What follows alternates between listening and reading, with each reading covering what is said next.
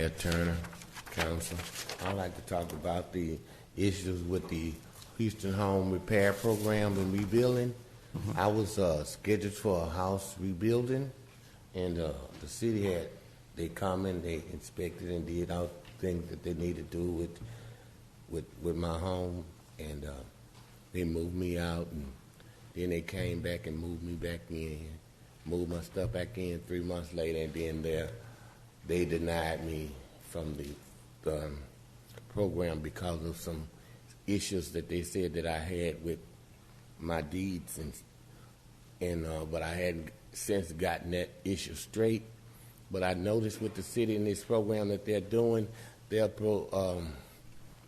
prolonging not only my home, but a lot of the other people in the home that supposed to be in the program to get it done. It's been going on right at 2 years, and my neighbor, I know her, it's been going on 3.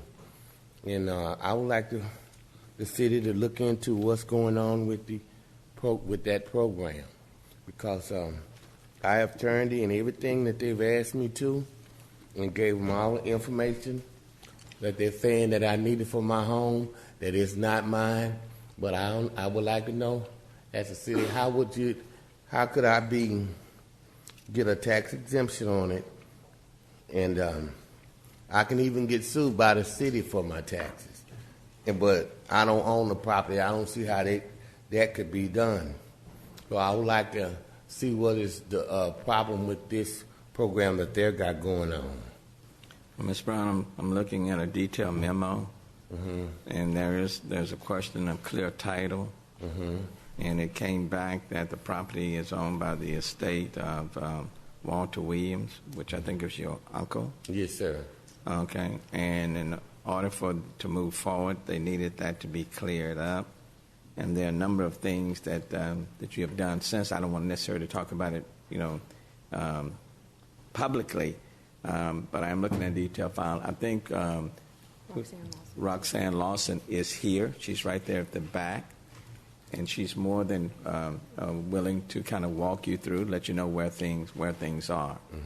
But there are several things that we are obligated to do, and the clear title is one of those. It's one of those things. Yes, sir. So, but she's here to walk you through, okay? And see, excuse me. Well, back in the neighborhood where I come from, I'm being you from Acres Home. A lot of time people didn't make wills. It was like what to do if something happened to them. A lot of wills wasn't made, and this house was given to me by my uncle.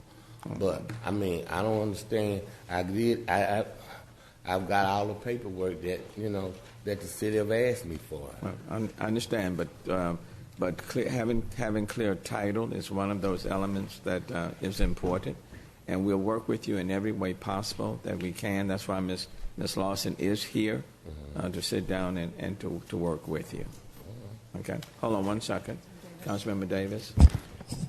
Thank you, Mayor. Thank you so much for continuing to do all the due diligence that's needed for this. And the mayor did bring up very valid points. I understand what you're saying, because in the last 8 years we've been working with communities, and we've had deed shops, so we can have more of our constituents to go to do the proper paperwork that's needed to leave the heirs their homes and things like that. But yes, it is. We do have guidelines, and we have to follow those guidelines. And I thank you for coming down today. I really do, and I appreciate you. And I hope that if there's any other thing that you need, please call the District B office. But I'm sure Ms. Roxanne today, she's going to be able to take care of you and give you all the information you need. Thank you. Well, one second, Councilmember Thomas. Yes, Mr. Brown, I empathize with your frustration. I think your story is not really. Am I not loud enough? Mr. Brown, I just empathize with your situation. I can imagine how frustrating it is. And Mayor, I just think it highlights the vulnerabilities in many of our black and brown communities with heir properties, when just culturally it's an assumption you take care of the property, which is exasperated through the disaster, death, and a lot of things. And so again, I want to echo the Mayor's sentiments about making sure we're going to work with you because we don't want to make sure that we work on a property that's not duly legally yours.